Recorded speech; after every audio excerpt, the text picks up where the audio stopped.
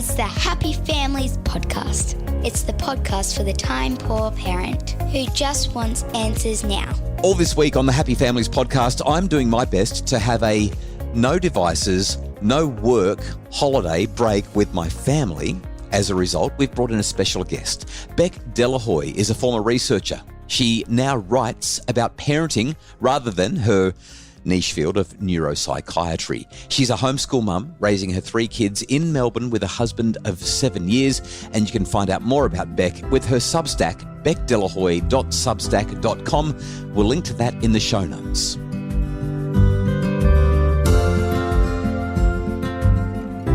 Hello everyone, I'm Beck Delahoy. I've been working with Justin behind the scenes for about a year now, and I'm a mum of 3 from Melbourne.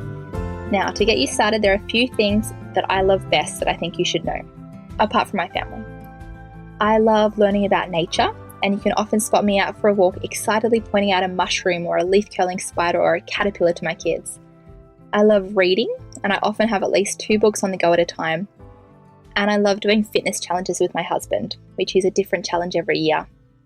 About a month ago, we completed this year's challenge, a Spartan Super.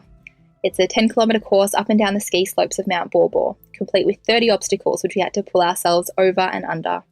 It was so much fun, but I already have my sights set on next year's challenge, a half marathon. Now, this isn't my first half marathon. I've done one a few years ago, and I'd really love to beat my time, which means I need to be focused in the way I train, which means I need a training plan.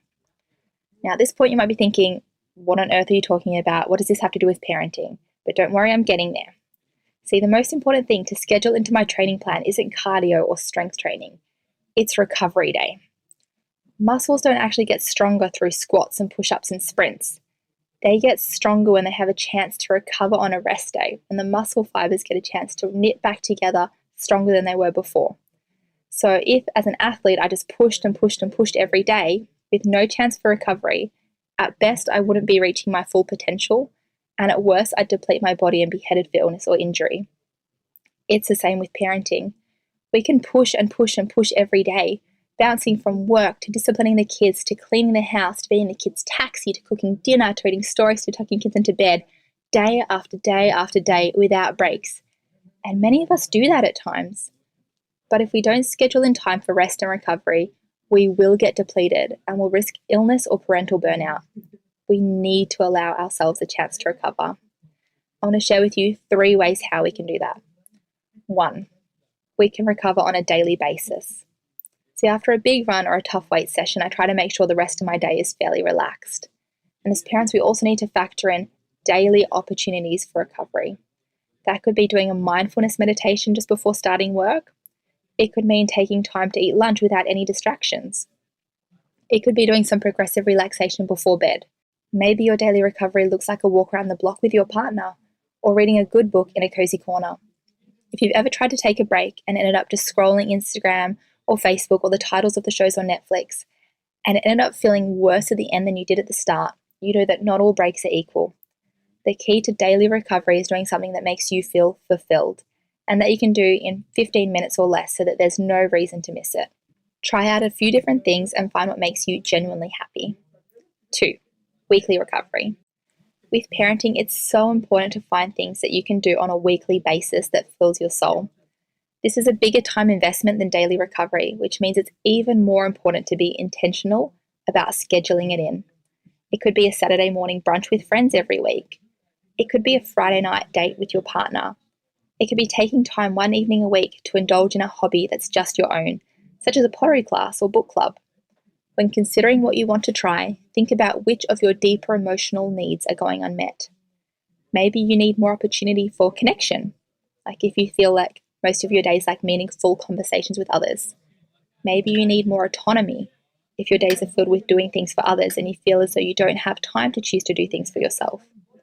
Or maybe you need chances to develop competence, like when you feel your skills aren't being challenged and developed. The last one is seasonal recovery. With parenting, it's so easy to load up the calendar in the lead up to Christmas or during the school holidays, only to feel exhausted by the end of the holiday period. It takes a lot of intentionality to say no to fun activities and build in that recovery period. You could try having a do-nothing weekend on the last weekend of the school holidays to allow time for rest. Or try reducing the number of extracurricular activities during December to allow time for the Christmas activities you really want to get to.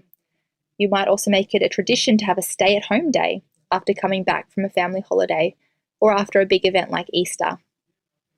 I want you to know that working endlessly, day after day, to be everything your kids need you to be doesn't make you a good parent. It makes you a depleted parent. And as tough as it can be to find time in a busy calendar for rest, it's one of the most important things you can do. It's so easy to say that you can't afford to take the time to commit to a weekly event for you, or do some morning meditation, or that you can't possibly scale back during the holiday period. But the truth is that you can't afford not to take some time for you. Pushing through will deplete you. Resting will make you stronger. If you want to show up for your kids in genuine ways, with the energy to authentically be there for them and meet their needs, you need to build in your recovery time. Recovery is the key to success. It is so important to take some time for you. So please go book it in.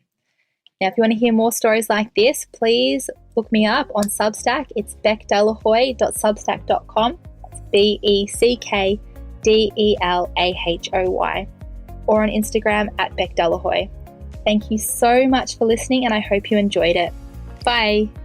That's it from Beck this week, but if you've enjoyed what she's had to say, let us know. Podcasts at happyfamilies.com.au, and of course you can read more from Beck at beckdelahoy.substack.com.